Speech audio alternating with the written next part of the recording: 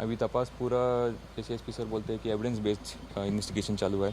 हम सगले जो भी डिजिटल एविडेंस है, टेक्निकल एविडेंस है, सब कलेक्ट कर रहे हैं और उसका तपास में डीप एनालिसिस में चल रहा है। जो 9 पूरा आरोपी थे, 9 आरोपी को अरेस्ट किया गया है और जो भी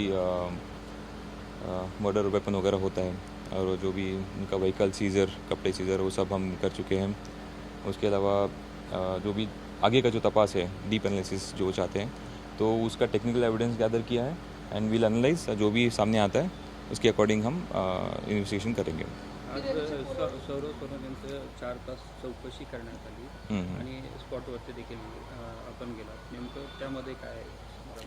उनको हमने कल ही नोटिस दिया था कि आज हाजिर होने के लिए, तो हाजिर हुए थे टाइम पे एंड उनको पूरा क्वेश्चन पूछताछ किया क्या कि तुमने कहा उनका वेयर अबाउट्स और उनका कोई लिंक इन्वॉल्वमेंट और पूरा उनका जो भी कहना है वो पूरा हम डीप एनालिसिस किया है।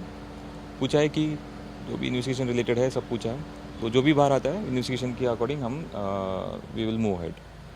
मात्र तसं काही प्रथमदर्शनी तुम्हाला दिसून येते का ज्या पद्धतीने आरोप देखील होत आहेत वेगवेगळ्या प्रकारचे आणि त्यांचा जबाब नोंदवला आहे का? हाँ, जवाब नोंद होता है क्योंकि प्रथमदर्शनी आपल्या या तपासामध्ये तसे काही अँगल्स ज्या पद्धतीने सांगितलं जातं की थार गाडी गेली, आरोपींना पळवून नेण्यात आलं, तसं काही त्यामध्ये समोर आलं? वो सब चेक कर रहे हैं ना कि उनका आरोप यही था कि उनका एक थार गाड़ी है 1616, तो उसका बारे में वो पूछताछ कर रहे थे। तो उसका भी हम देख रहे हैं कि वो गाड़ी किधर था, कितने टाइम पे किधर था और किधर किधर गया है, और इन्होंने भी इनका टाइमिंग वगैरह कि किधर था और कुछ मिलता जुलता है क्या, वो सब तपास में चालू है।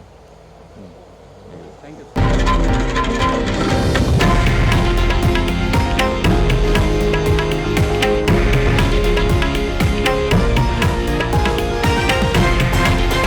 हे आहे देशातील नंबर 1 न्यूज नेटवर्क आणि आपण पाहत आहात TV9 मराठी, एकमेव।